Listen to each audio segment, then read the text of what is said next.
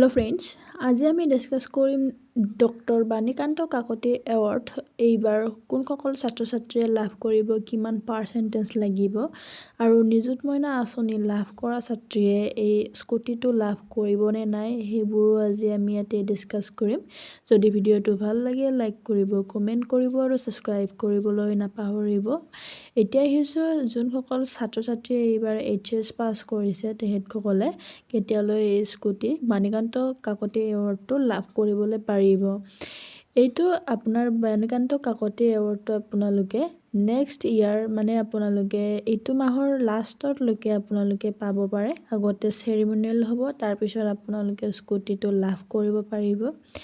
এতিয়া আহিছো পাৰ্চেন্টেজ ক্ষেত্ৰত পাৰ্চেন্টেজ কিমান হ'ব লাগিব, ছোৱালী আৰু ল'ৰাৰ ক্ষেত্ৰত কিমান হ'ব লাগিব।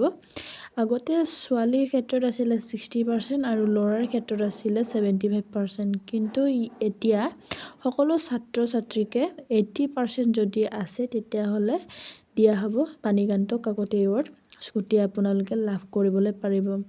এতিয়া আহিছো কোনসকল ছাত্ৰ ছাত্ৰীয়ে স্কুটিটো লাভ নকৰে। যোনসকল ছাত্ৰ ছাত্ৰীয়ে এইবাৰ এডমিশন নলব ডিগ্ৰীত, বেলেগ কোচিং বা কিবা এনেকুৱা আপোনাৰ নীট এইবোৰ প্ৰিপাৰেচন কৰি আছে বা কিবা বেলেগ এডমিশন লৈছে তেতিয়াহলে লাভ নকৰিব।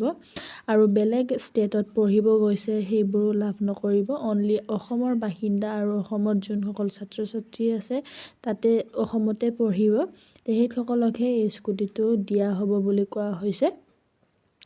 এতিয়া আহিছো নিযুত মইনা আঁচনি যোনসকল ছাত্ৰী লাভ কৰে তেখেতসকলে পাবনে নাই। নিযুত মইনা ছাত্ৰী যোনসকলে এইবাৰ আপোনাৰ ডিগ্ৰীত লাভ কৰিব তেখেতসকলে কিন্তু এই স্কুটিটো লাভ নকৰিব। এটাহে দিয়া হ'ব বুলি কোৱা হৈছিলে। যদি আপোনালোকে নিযুত মইনা ল'ব তেতিয়াহলে স্কুটি লাভ নকৰিব, আৰু যদি আপোনালোকে নিযুত মইনা নলয় তেতিয়াহলে স্কুটিটো লাভ কৰিব পাৰিব। কিন্তু যোনসকল ছাত্ৰীৰ 80% আছে তেখেতসকলেহে স্কুটি লাভ কৰিব। সকলো ছাত্ৰীয়ে স্কুটি লাভ নকৰে।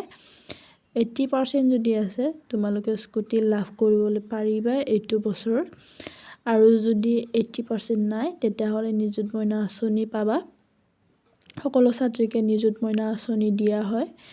এতিয়া আহিছো আমি এই সেৰিমনিয়েল বাণীকান্ত কাকতি এৱাৰ্ড কেতিয়া হ'ব। বাণীকাকতি আপোনালোকে এইটো 2025 বৰ্ষৰ ডিসেম্বৰ মাহতহে হৈছিলে, যিহেতু এতিয়া এই বছৰটো ডিসেম্বৰ মানতে আপোনালোকৰ সেৰিমনিয়েল হ'ব বুলি আশা এটা আছে। তাতে আপোনালোকে স্কুটিটো ডিসেম্বৰ বা জানুৱাৰী ফেব্ৰুৱাৰী মাহত আপোনালোকে নিজৰ স্কুটি লাভ কৰিবলৈ পাৰিব। আৰু ডকুমেন্টছ ক্ষেত্ৰত আপোনাৰ আধাৰ কাৰ্ড এইবোৰ লাগিব, আধাৰ কাৰ্ড আৰু মাৰ্কশ্বিট এইবোৰ লাগিব, বেছি একো নালাগে। আৰু ধন্যবাদ জনাইছো।